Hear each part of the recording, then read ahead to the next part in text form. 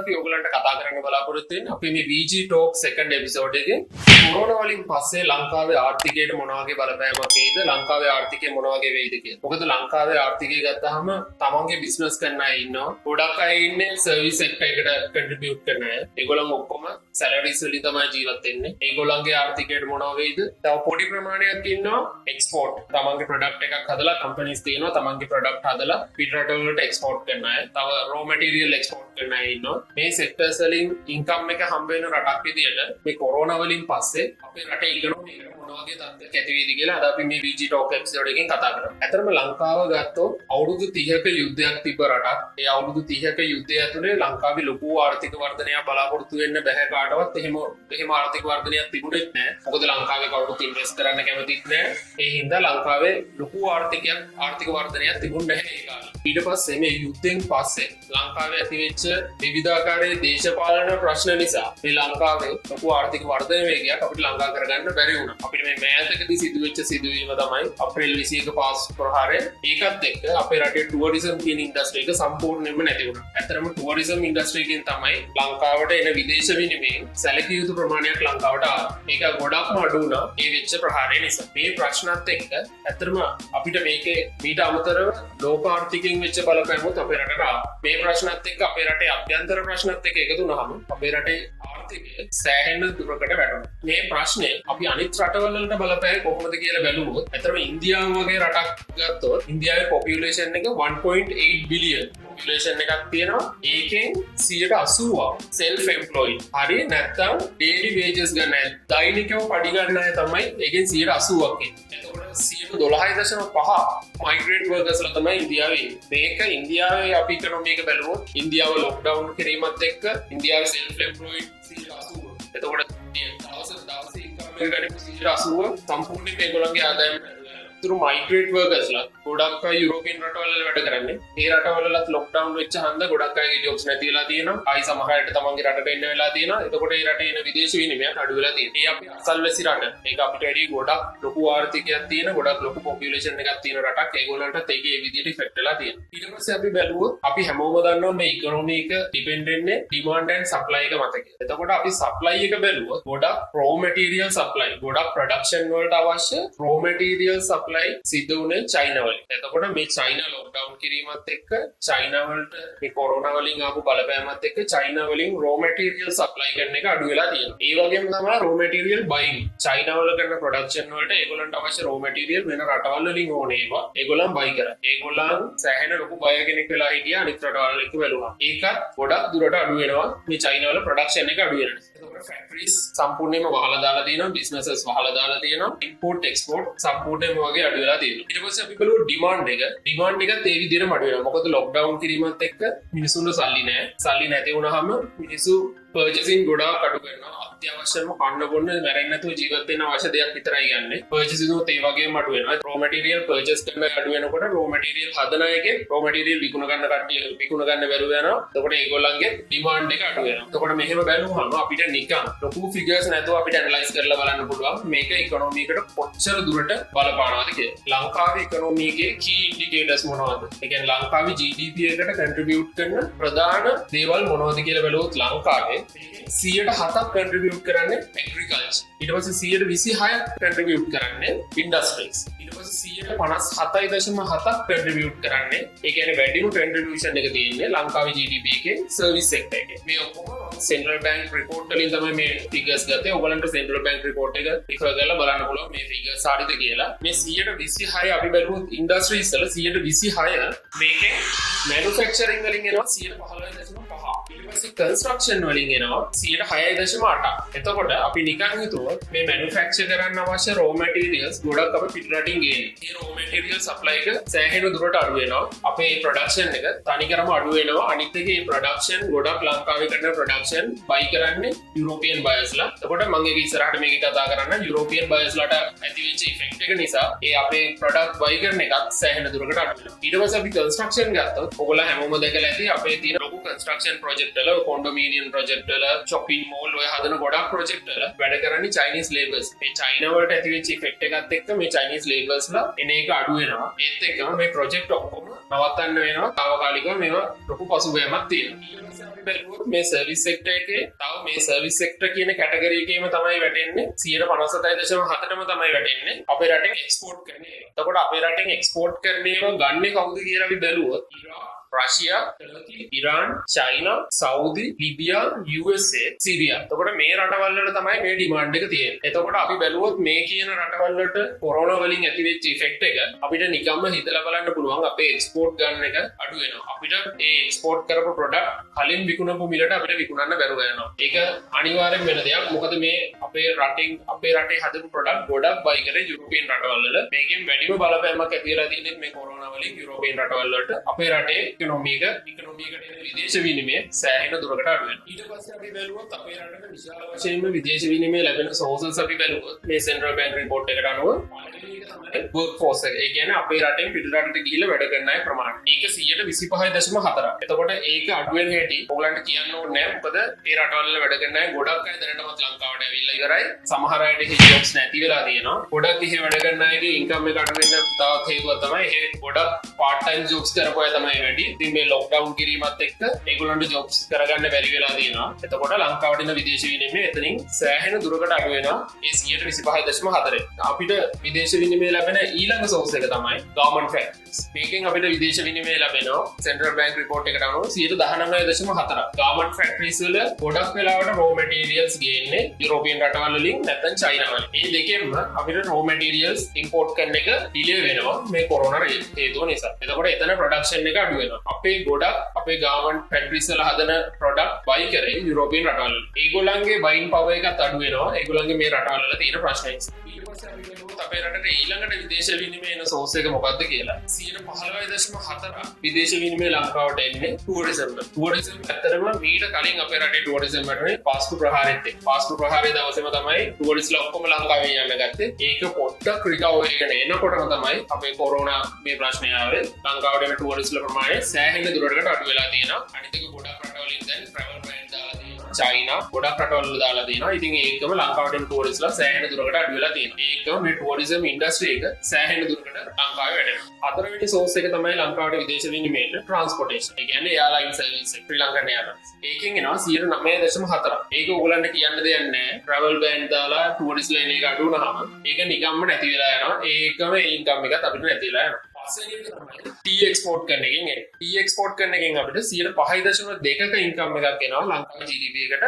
ඒකත් අපිට ගොඩක් අඩු වෙනවා. අපිට කලින් තිබ්බ ප්‍රමාණයට සෙල් කරගන්න බැරුව යනවා. මොකද කලින් තිබ්බ ප්‍රයිස් එකට සෙල් කරගන්න බැරුව යනවා. මේ යුරෝපියන් රටවල් වල ඉකොනොමි එකට ඇති වෙච්ච ප්‍රශ්නේ නිසා. බැලුවොත් අපේ ඇපරල් සෙක්ටර් එකේ මේන් බයර්ස්ලා කවුද කියලා UK, USA, Italy, Germany, Belgium, Netherlands, Canada, India, France. මේ රටවල් වල ඔයගොල්ලන්ට මේ රටවල් කිව්වම මේ රටවල් වලට කොරෝනා වෛරස් එක නිසා ඇතිවෙච්ච බලපෑම බැලුවාම ඔයගොල්ලන්ට හිතා ගන්න පුළුවන් අපේ රටට අපේ මේන් බයර්ස්ලාට ඇති වෙලා තියෙන ප්‍රශ්නෙත් එක්ක අපිට ඒගොල්ලන්ගෙන් ඉන්කම් එකක් බලාපොරොත්තු වෙන්න පුළුවන්ද බැරිද කියලා. අනිවාර්යෙන් මේ කලින් තිබ්බ කැපැසිටි එකේ ඒගොල්ලන්ගේ දැන් නැහැ වයි කරන්න. ඒගොල්ලන් ඒකට පෙළඹෙන්නේ නැහැ. ඒක හන්දා අපිට එන අපරල් වලින් එන මේන් ඉන්කම් එක අඩු වෙනවා. ඊට පස්සේ අපි බලුවොත් ටුවරිසම් වලින් අපේ ලංකාවට එන ටුවරිස්ලා බලුවොත් වැඩිපුරම අපේ රටට එන ටුවරිස්ලා බලුවොත් මොන රීජන් වලින්ද අපේ රටට එන්නේ කියලා. නෝර්ත් ඇමරිකා වලින් එනවා. ඒසියා පැසිෆික් රීජන් එකෙන් එනවා. යුරෝප් එනවා. මිඩල් ඊස්ට් එනවා. එතකොට මේකෙන් වැඩිම එන්නේ අපේ රටට ඒසියා පැසිෆික් රීජන් එක. එතකොට ඒසියා පැසිෆික් රීජන් එක ගත්තාම චයිනා අයත් එන්නේ ඒසියා පැසිෆික් රීජන් එක. මොකද චයිනා වල වැඩ කරන ලේබර්ස්ලා මෙහෙට එනවා. චයිනා වල ගොඩක් අය ලංකාවට එනවා. එතකොට චයිනා වල මේ ඇතිවෙච්ච ප්‍රශ්න නිසා චයිනා වල ඇත්තටම දැන් ට්‍රැවල් බෑන් එකක් දාලා තියෙන එක හන්ද ගොඩක් චයිනා වල ඉන්න අයට ට්‍රැවල් කරන්න බෑ. ඒකම චයිනා වලින් ලංකාවට එන ප්‍රමාණය සෑහෙන දුරකට අඩු වෙනවා. අපේ රටේ එක්ස්පෝර්ට් කරන ටී ගන්න රටවල් බැලුවොත් අපි ඉරාක්, රෂියා, ටර්කි, චයිනා, සෞදි, ලිබියා, USA ඔය රටවල් තමයි අපේ රටෙන් ටී එක්ස්පෝර්ට් කරන ඒවා අපි ටී එක්ස්පෝර්ට් කරන ඒවා ගන්න. එතකොට මේ රටවල් වලට ඇතිවෙච්ච බලපෑම නිසා අනිවාර්යෙන් අපේ ටී එක්ස්පෝර්ට් කරන එක අඩු වෙනවා. මේ රටවල් අපෙන් ටී බයි කරන එකත් අඩු වෙනවා. එතකොට අපේ එක්ස්පෝර්ට් වලින් එන ඉන්කම් එකත් අඩු වෙනවා. ඊට පස්සේ අපි චයිනා වල ප්‍රොඩක්ෂන් එක බැලුවොත් දැනට ඒගොල්ලන්ගේ ටෝටල් ප්‍රොඩක්ෂන් එකෙන් 125ක් නවත්තලා තියෙනවා. 125ක් කියන්නේ අතන මේ රටේ හැටියට සෑහෙන ලොකු ප්‍රමාණයක්. මේ 125 නැවතුනම ඉතුරු රටවල් ඔක්කොටම මේකේ බලපෑම ඇති වෙනවා. ගොඩක් රටවල් වල තිබ්බ කම්පැනිස් වල ප්‍රොඩක්ෂන් ප්ලාන්ට් ඔක්කොම තිබ්බේ චයිනාවල. මේ 125 නැවතීමත් එක්ක මේ ඔක්කොම ඉකොනොමි එකම අඩාල වෙනවා. මේ 125 මේගොල්ලන්ගේ ප්‍රොඩක්ෂන් නැවතීමත් එක්ක. ඒක චයිනා බැලුවොත් මේ වර්ල්ඩ් ඉකොනොමි එකෙන් 116ක් කන්ට්‍රිබියුට් කරන්නේ චයිනා ඉකොනොමි. එතකොට මේ චයිනා වල ප්‍රොඩක්ෂන් එක 125ක් නැවතීමත් එක්ක මේගොල්ලන්ගෙන් වර්ල්ඩ් ඉකොනොමි එකට එන කන්ට්‍රිබියුෂන් එක ගොඩාක් අඩු වෙනවා. මේ රටට බඩු එක්ස්පෝර්ට් කරන අයගේ ඉකොනොමි එක අඩු වෙනවා. ඊට පස්සේ අපේ රටේ ෂෙයා මාකට් එක බැලුවොත් ගොඩාක් ලංකාවේ තියෙන කම්පැනිස් උයි තව ලංකාවේ පර්සනලි ඉන්වෙස්ට් කරන අයත් ඉන්නවා. ගොඩක් අය මේ ෂෙයා මාකට් එකේ ඉන්වෙස්ට් කරලා තියෙනවා. අතන මේ මාර්තු 6 ඉඳලා 13 වෙනකම් මේ දවස් ටිකට ෂෙයා මාකට් එක 8.77කින් අඩු වෙලා තියෙනවා මේ කොරෝනා ප්‍රශ්නේ නිසා. අපේ ඉකොනොමි එකේ මුලින්ම රියැක්ට් කරන එක තමයි ෂෙයා මාකට් එක. ඉකොනොමි එකට මොනවා හරි දේශපාලන ප්‍රශ්නයක් හරි ලෙඩක් හරි මොනවා හරි ප්‍රශ්නයක් ආවොත් ඒකේ පළවෙනි රියැක්ෂන් එක බලා ගන්න පුළුවන් ෂෙයා මාකට් එක අඩු වෙන එක. මේක අඩු වෙන්න හේතුව තමයි මේ ෂෙයා මාකට් එකේ ඉන්වෙස්ට් කරපු අය තමන්ගේ තියෙන ෂෙයාර්ස් මේ රටේ ඉකොනොමි එකත් එක්ක මේක තව අඩු වෙයි කියලා මේ යන ගානටත් වැඩිය ටිකක් අඩුවෙන් සෙල් කරලා මේ මාකට් එකෙන් අයින් වෙනවා. ඒගොල්ලන්ට බයයි තව අඩු වෙයි කියලා. මෙහෙම අඩුවෙන් සෙල් කරලා මේ මාකට් එකෙන් අයින් වෙනකොට මේ සම්පූර්ණ මාකට් එකම කඩාගෙන වැටෙනවා. ඉතින් මේ වගේ පොඩි රටක අනිවාර්යෙන් චූටි හරි ඉම්පැක්ට් එකක් වුණාම අනිවාර්යෙන් මේ ප්‍රශ්නේ එනවා. අපේ රටේ ඉකොනොමි එක ගැන කියන්න තවත් හොඳම ඉන්ඩිකේටර් එකක් තමයි අපේ රටේ GDP එක. GDP එක අපි බලුවොත් 2015 ඉඳලා 18 වෙනකම් 2015 දී අපේ රටේ GDP එක 5%යි. 2016 දී 4.5%යි. 2017 දී 3.4%යි. 2018 දී 3.2%යි. මේ 2015 ඉඳලා 18 වෙනකම් ලංකාවේ GDP එක එන්න අඩු වෙලා තියෙනවා. මේ අඩු වෙලා තියෙන්නේ කිසිම රීසන් එකක් නැතුව. ඒ කියන්නේ කොරෝනාවත් මේ මොකුත් නැතුව තමයි මේ GDP එක එන්න අඩු වෙලා තියෙන්නේ. මේ පොලිටිකල් ස්ටැබිලිටි එක නැති හන්දා මිනිස්සු ඉන්වෙස්ට් කරන්න බයයි, ඉන්කම් එක අඩුයි. ඒ නිසා සම්පූර්ණයෙන්ම මේ GDP එක අඩු වෙලා තියෙනවා 5% ඉඳලා 3.2 වෙනකම්. අපිට ලංකාවේ ඉකොනොමි එක ගැන හොඳටම බලා ගන්න පුළුවන් ඉන්ඩිකේටර් එකක් තමයි balance of payment කියන්නේ. ඒ කියන්නේ මේ ගෙවුම් ශේෂය. ඇත්තටම ලංකාවේ ගෙවුම් ශේෂය හිඟයක් තියෙනවා. ලංකාවේ ගෙවුම් ශේෂය හිඟය 2017 වෙනකොට 2.6යි. 2018 වෙනකොට ඒක 3.2ක් විදියට වර්ධනය වෙලා තියෙනවා. මේ ගෙවුම් ශේෂය හිඟය කියන මේ ඩීටේල්ස් ඔක්කොම ඔයගලන්ට මහා බැංකුව වාර්තාව සෙන්ට්‍රල් බැංක් රිපෝට් එකෙන් ඔයගලන්ට බලා ගන්න පුළුවන් මේවා ඉන් ඩීටේල්. මේක මම සරලව පැහැදිලි කරන්න මේ ඉකොනොමි එකට ඇති වෙච්ච ඉම්පැක්ට් එක. මේ ගෙවුම් ශේෂය හිඟය ඇති වෙන්නේ මේක සරලව කිව්වොත් ලංකාවට ලැබෙන විදේශ විනිමයට වැඩිය අපි ලංකාවේ වියදම් කරන විදේශ විනිමය වැඩි. එන ඩොලර්ස් අපිට එනවට වැඩිය අපි ඩොලර්ස් වියදම් කරනවා. මේකට ප්‍රධාන හේතුව තමයි අපේ ඉම්පෝර්ට් වැඩි. අපේ එක්ස්පෝර්ට් කරලා හම්බ වෙන ආදායමයි මේ ටුවරිසම්, ෆොරින් වර්කර්ස් ලගෙන් ඔක්කොම හම්බ වෙන ආදායමට වැඩි ගාණක් අපි ඉම්පෝර්ට් කරනවා. මේක වෙන තමයි අපේ කරන්සි එකේ වැලියු එක ඩිප්‍රීෂিয়েට් වෙනවා. දැන් මේ වෙලාවේ අපිට ගොඩාක් ෆොරින් රටවල් වලින් ආධාර හම්බ වෙනවා, අඩු මුදලට ලෝන් හම්බ වෙනවා. මේ හැම දෙයක්ම ගන්න අපේ රටේ කරන්සි එක එන්න ඩිප්‍රීෂিয়েට් වෙනවා. ලෝන් හරි ආධාර හරි දෙන රටේ කරන්සි එකට තියෙන ඩිමාන්ඩ් එක වැඩි වෙන හන්ද ඒක ඇප්‍රීෂিয়েට් වෙනවා. අපේ කරන්සි එක ඩිප්‍රීෂিয়েට් වෙනවා. අපි ඒ ලෝන් අරගෙන තවත් අපි ඉම්පෝර්ට් නම් කරන්නේ අපේ රටේ කරන්සි එක තව දුරටත් පල්ලෙහාට වැඩෙනවා. අපි ලෝන් ගන්න නැතුව කොහොමත් අපේ රටට යන්න බෑ. මොකද මේ බැලන්ස් ඔෆ් පේමන්ට් ඩෙෆිසිට් එක නිසා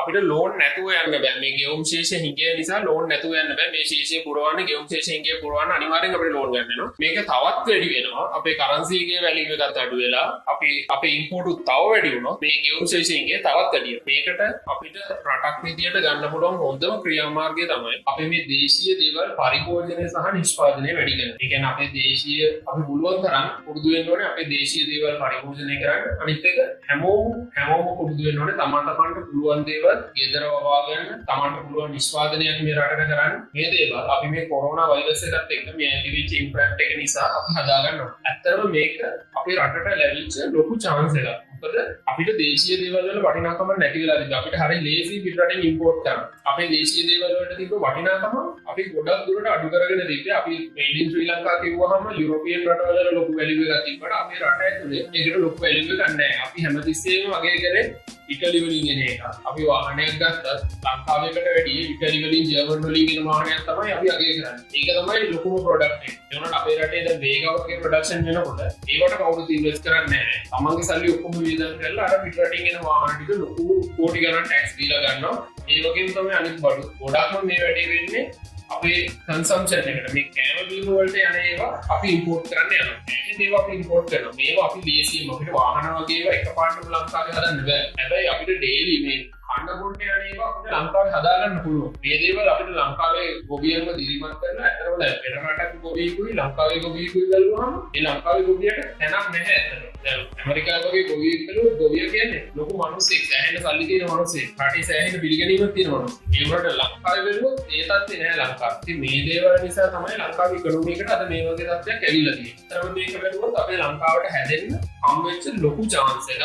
මේ වගේ chance ආයි හම්බෙන්නේ නැහැ. මොකද මේක globally ඇතිවෙච්ච effect එකක් නිසා මේකට හැමෝම උරුදු දෙන අවස්ථාවක්. ඒ නිසා අපිට හැදෙන්න තියෙන වෙලාව වැඩි මේකේ. මේකෙන් අපිට recover වෙන්න තියෙන අවස්ථාව වැඩි. අනිත් එක ලංකාවේ මිනිස්සු jobs කරනවා බැලුවොත් ලංකාවේ ජොබ් වලට ගොඩක් තියෙන අතරම අඩු පඩියට තමයි ලංකාවේ මිනිස්සු වැඩ කරන්නේ. ගොඩක් අඩු පඩි වලට වැඩ කරන්නේ. මොකද අපේ රට බැලුවොත් දැන් අනිත් රටවල් එක්ක කම්පෙයාර් කරාම අනිත් රටවල ලොකු පඩියක් ගෙවුවට ඒගොල්ලන්ට හැම දෙයක්ම සල්ලි දීලා තමයි කරගන්න ඕනේ. අපේ රටේ මොන වුණත් අපිට බෙහෙත් ටිකක් ගන්න උත්පත් මොනසෙට ප්‍රයිවට් තැනකට යන්න නැතුව කොහොම හරි මොඩියු එකකින් හරි ගන්න පුළුවන්. නිකන් এডুকেෂන් එක අපිට ෆැසිලිටිස් එක කම්ෆර්ටබල් ඉගෙන ගන්න ඕන ප්‍රයිවට් ස්කූල් එකකට යන්න පුළුවන්. හැබැයි නැත්නම් අපේ ගවර්න්මන්ට් හොඳ ස්කූල් තියෙනවා ගිහිල්ලා අපිට ඉගෙන ගන්න පුළුවන්. ඉතින් ඒක බැලුවහම අපිට ගොඩක් දේවල් නිකන් හම්බ වෙනවා. මෙන්න මේ හේතුත් එක්ක රජයේ තියෙන වියදමත් එක්ක තමයි මේ අඩු පඩි වලට මිනිස්සු වැඩට අරන් තියෙන්නේ. මොකද රජයේ මේන් ඉන්කම් එක වෙලා තියෙන අර ප්‍රයිවට් කම්පැනි වලින් ගන්න ටැක්ස් එක. ලොකු ටැක්ස් එකක් ගෙවුවට පස්සේ එම්ප්ලොයිස් වලට පඩි ගෙවන්න ලොකු ගාණක් ඉතුරු වෙන්නේ නැහැ. අනිත් එක ලංකාවේ ඇතුළේ විකුණන ප්‍රොඩක්ට් වලට එහෙම ලොකු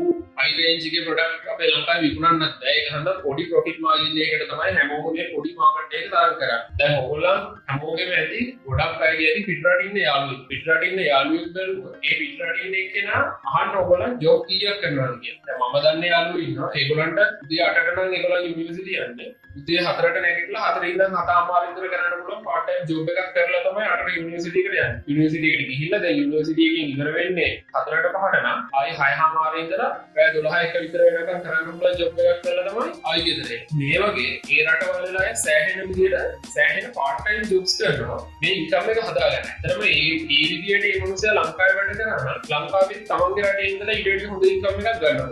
ඇත්තටම ලංකාවේ මිනිස්සු බැලුවොත් උදේ වැඩට ගියාට පස්සේ ඒගොල්ලන් බලන්නේ ගොඩක් කෝටි ගන්න අය නෑ. 3ට විතර තමයි වැඩ පටන් ගන්න. 3ට විතර වැඩ පටන් අරන් වැඩේ ඉවර කරනකොට කොහොමත් 6:00 විතර වෙලා 7:00 සමහර අය 8 සමහර අය තමන්ගේ ඉන්කම් එක ප්ලෑන් කරලා තියෙන කෙලිම ඕඩියගේ ඉන්කම් එකක් දෙන්න. මේ කෙනෙක් 3:00ට වැඩ පටන් අරන් 8 වෙනකම් වැඩ කරන එක මුළු කම්පැනි එකම මුළු ෂෙඩියුල් එකම ඩිලේ වෙනවා. මේක හන්දා ලංකාවේ මේ කම්පැනිස් වල ප්‍රොඩක්ෂන් එක සම්පූර්ණයෙන්ම නැති වෙනවා. ඇත්තටම මේක ලංකාවේ තියෙන ප්‍රධාන ප්‍රශ්නයක්. දැන් පිටරට කම්පැනි එකක් ගත්තොත් 8 ඉඳන් 5 වෙනකම් වැඩ කරන මේ මිනිස්සු 5ට ඔෆ් වුණා. හරි ඊළඟට වෙන ජොබ් එකකට ගියා. හැබැයි අර වැඩේ බාගෙට ඉවර කරලා නෙමෙයි යන්නේ. මේ වැඩේ හරියට ඉවර කරලා යන්නේ. මේ බාගෙට ඉවර කරලා දමල ගහලා යන ඒව නෙමෙයි. ලංකාවේ ටයිම් එකට තියෙන වැලියු එක මිනිස්සු විසින්ම නැති කරගෙන තියෙන්නේ. මොකද මම හොඳ අපි දන්න දේවල් තියෙනවා. අපි ජොබ් කරනකොට දැකපු දේවල් තියෙනවා. ගොඩක් අය වැඩ පටන් ගන්න ඉවර වෙනවා. එතකොට තමයි ඒගොල්ලන්ගේ OT එකෙත් එක්ක ඉන්කම් එක. එයා නිකන්වත් හිතන්නේ මම මේක 5ට ඉවර කරලා ගිහින් මට වෙන ජොබ් එකක් කරන්න පුළුවන් කියලා. මට වෙන තමන්ගේ දෙයක් කරලා තව ඉන්කම් එකක් ගන්න පුළුවන් කියලා මේ අපරාධ කම්පැනි සල්ලිත් නාස්ති කරනවා වැඩි හරියට කරන්නේ නැහැ. කම්පැනි අන්ට එක ඕවරෝල් ප්‍රොඩක්ෂන් එකම ඕවරෝල් ප්‍රොඩක්ටිවිටි එකම අඩු වෙනවා. මෙන්න මේ දේවල් වලින් අපි දැන්වත් අයින් වෙලා. මොකද දැන් ඇත්තටම කම්පැනිස් වලට ඉස්සර වගේ OT ගෙවන්න සල්ලි නැහැ. මේ ප්‍රශ්නෙත් එක්ක සල්ලි නැහැ. මේක ඇත්තටම කම්පැනිස් වලට එම්ප්ලොයිස් වලට මේ වෙලාවට වැඩ කරන එක අනිත් එක තමන්ගේ දෙයක් කරන එකට හදාගන්න හොඳ වෙලාවක් මේක. අනිවාර්යෙන් දැන් ගොඩක් අය ඩිසපොයින්ට් වෙයි. දැන් ගොඩක් අය මේ ගෙදර ඉන්න ටිකේ ඒගොල්ලන්ට දැන් දෙන්නේ OT එක නැතුව ඉන්කම් එකක් නැහැ කියලා. සමහර අය OT එක බේස් කරන් තමයි ඉන්කම් එක හදලා තියෙන්නේ. දැන් ඒගොල්ලන්ට ඉන්කම් එකක් නැහැ. දැන් ඒක තේරෙනවා. එතකොට ඉස්සරහටත් මේක කම්පැනිස් වලට අර ඉස්සර වගේ හිතුන වෙලාවට ඕෆ් වෙන්න දෙන්න දැන් කම්පැනිස් වලට බෑ. දැන් ඒගොල්ලන් රූල්ස් ඇන්ඩ් රෙගියුලේෂන් හදා ගන්න වෙනවා. කොස්ට් එක අඩු කරන්න, ට්‍රාන්ස්පෝර්ටේෂන් කොස්ට් එක අඩු කරන්න. මේ හැම දෙයක්ම දැන් කම්පැනිස් වලට හිතන්න. මේකම එම්ප්ලොයිස්ලා දැනගන්න ඕනේ.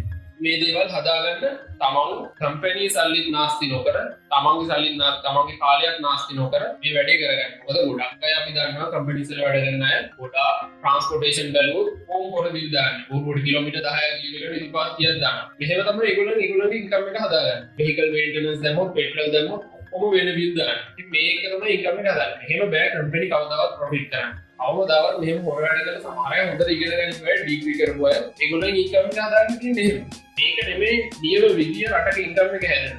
අපි මේ ඔක්කොම කරලා ඔෆිස් එකේ තියෙන පුළුවන් නම් ෆොටෝකෝපි ටිකක් අරන් ඇවිල්ලා අපි පර්සනල් ෆොටෝකෝපි ටිකක් ඔෆිස් එකේම ගහලා ෆොටෝ ටිකකුත් දාලා ෆොටෝ බිල් ටිකකුත් දාලා මේන්ටනන්ස් ටිකක් දාලා ගෙදර ඇවිල්ලා නිවුස් බලන ගමන් කියනවා මේ මුන් ටික 225 කට දාලා රට කරනවා. ඇත්තටම ඒක නෙමෙයි වෙලා තියෙන්නේ. ඉතින් මේම අපේ රටේ මේ හැදෙන්න හොඳම අවස්ථාව තමන් වෙලාවට වැඩ කරන්න, තමන්ගේ කම්පැනි එක ගැන හිතන්න, වැඩ කරන ආයතනය ගැන හිතන්න, තමන්ගේ ඉන්කම් එක ගැන හිතන්න, තමන්ගේ ක්‍රියේටිවිටි එක වැඩි කරගන්න, තමන්ට මොන හරි දෙයක් ප්‍රකට කරන්න. මේක හොඳ අවස්ථාවක් හැමෝටම ලැබිච්ච මේක ඇත්තටම වෙස්සලාගෙන ලැබිච්ච ආශිර්වාදයක්.